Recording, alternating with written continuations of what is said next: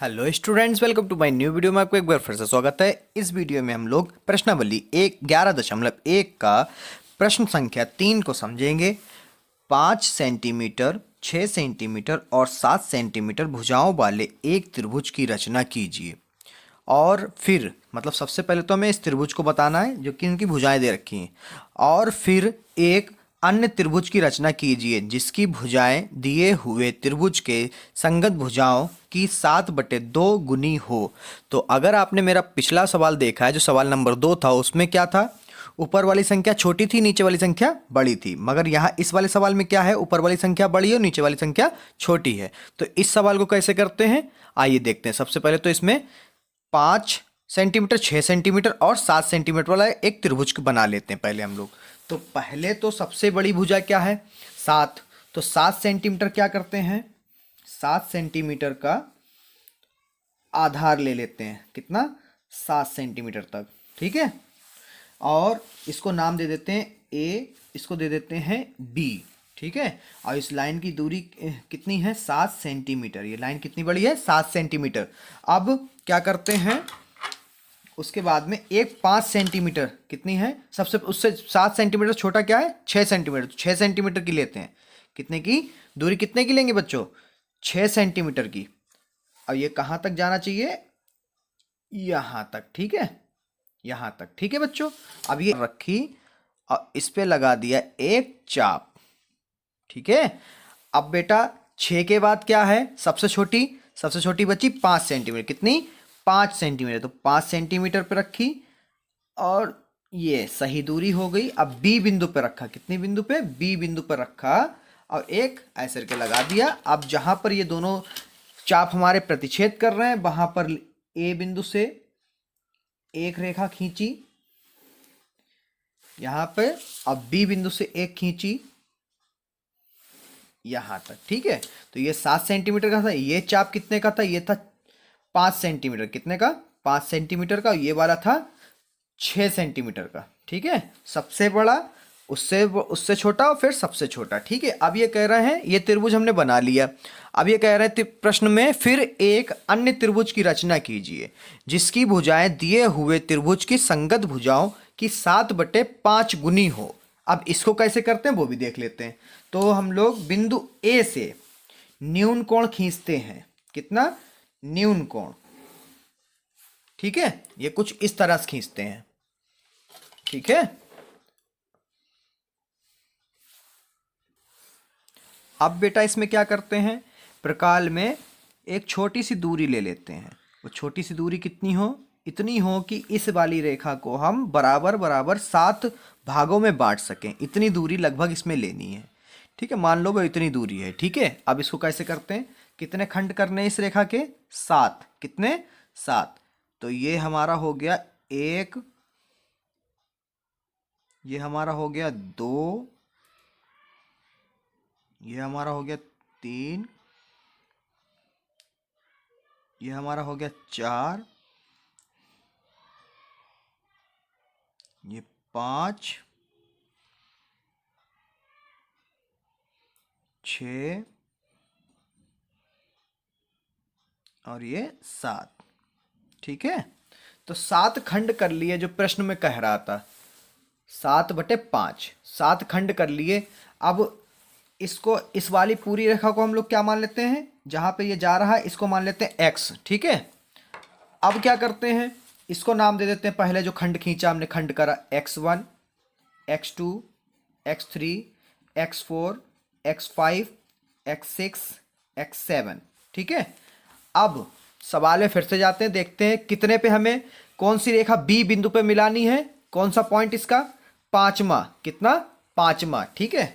तो x5 को b से मिला देते हैं। कितने से, x5 को b से मिला देते हैं। अब मिलाने के पश्चात यहां पर हमें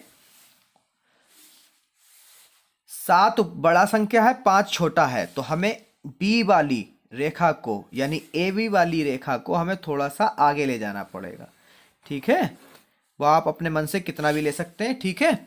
इसके बाद में क्या करते हैं वो भी देख लो जरा ध्यान से। तो अब क्या करते हैं, इसके बाद में हमें प्रकार की आवश्यकता फिर से पड़ेगी। हम प्रकार लेंगे, इसमें यहाँ पे रखेंगे x5 पे, और पिछले वाले सवालों की तरह इस एक पॉइंट से ज़्यादा दूरी, एक पॉइंट से ज़्यादा दूरी लेंगे, एक पॉइंट से ज़्यादा दूरी लेंगे और इस पे एक लगा देंगे चाप। ठीक है बच्चों, कुछ इस तरह से। ठीक है, फिर इसी दूरी से x7 पे एक लगा देंगे चाप। ठीक है, जो कुछ इस तरह से लगेगा।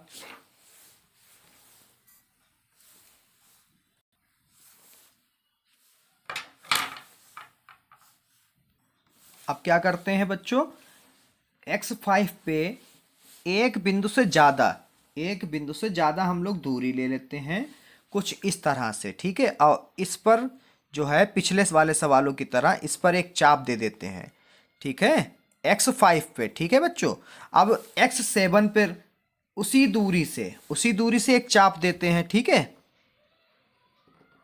जो कुछ इस तरह से आएगा। ठीक है बच्चों, उसके बाद में इस रेखा और इस रेखा के बीच में जो चाप की दूरी है वो हम लोग ले लेते हैं। ठीक है, जो कुछ इस तरह से है। अब क्या करते हैं, यहाँ पर रखकर इस पर एक चाप लगा देते हैं। चाप लगाने के बाद में जो हमें नई रेखा, चाप जो है हमारे प्रतिच्छेद कर रहे हैं, ये प्रतिच्छेद करती हुई रेखा से हमको इस पर मिला देना है। ठीक है बेटा, ए बी वाली रेखा पे। अब जो हमें नया बिंदु प्राप्त हुआ वो क्या है, डी। वो कौन सा बिंदु है, डी। अब हमको मिल गया नया बिंदु। नया बिंदु क्या है, डी। ठीक है बच्चों, अब जो नया बिंदु मिल गया, अब इस पे क्या करते हैं, जरा ध्यान से देखिएगा। इस पर नए बिंदु पर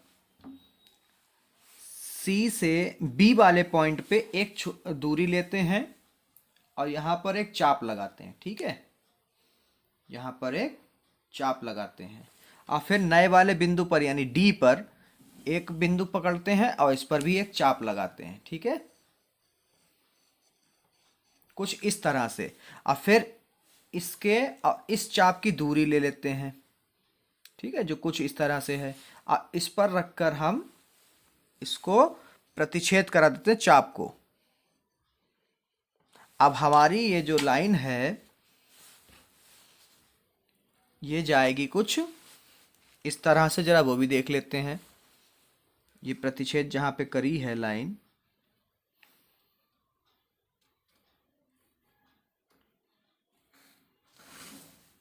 ये जा रही। ठीक है, अब इस वाली लाइन को हम लोग बढ़ा लेते हैं। ठीक है, इस वाली लाइन को क्या करते हैं, बढ़ा लेते हैं।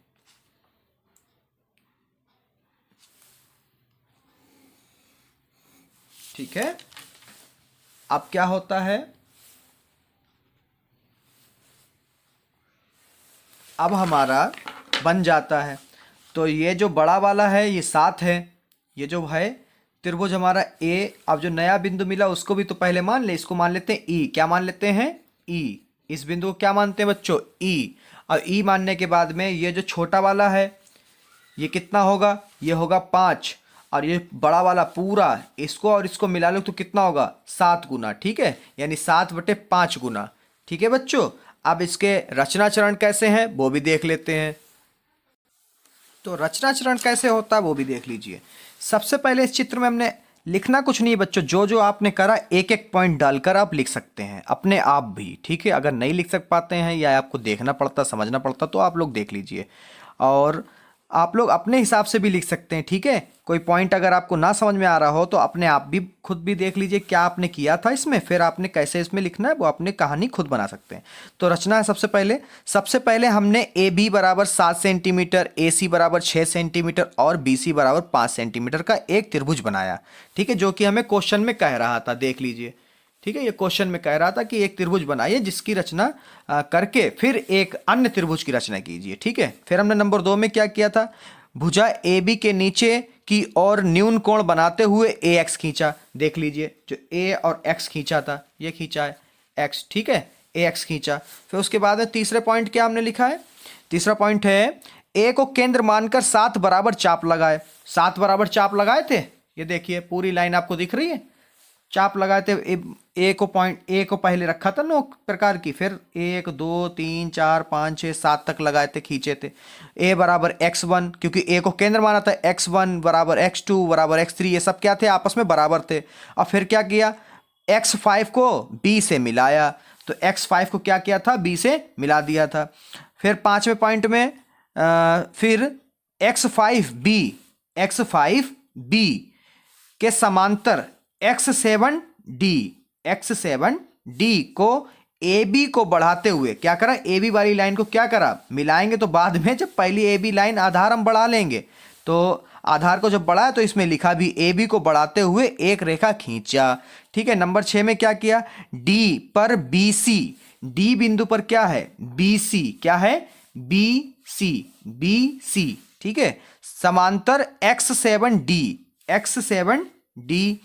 खींचा, जो बढ़ाए गए AC, क्या है, AC, ये क्या है, AC से E बिंदु पर मिलती है। AC, ये है AC पर क्या एक बिंदु नया डाला था, आपको नहीं दिख रहा तो अभी दिखाने की कोशिश करते हैं। ये कौन सा बिंदु था, E, ठीक है, जहां पर ये दोनों रेखाएं प्रतिच्छेद करी थी, वो बिंदु क्या था, E बिंदु मिलाती है। ठीक है। अब इसका औचित्य कैसे करते हैं, तो औचित्य भी देख लीजिए बच्चों, इसको लिखना बहुत जरूरी है। अगर आप ये रचना खाली कर देंगे तो इस पे नंबर नहीं मिलेंगे आपको, ठीक है, नंबर काट लेगा वो आपके आधे। तो औचित्य और रचना बिंदु, पहले तो रचना करके दिखानी है, फिर रचना चरण डालने हैं, चरण डालने के बाद औचित्य जरूर इस सवाल में करना है। ठीक है। औचित्य कैसे किया जाता है वो अभी आपको बताते हैं।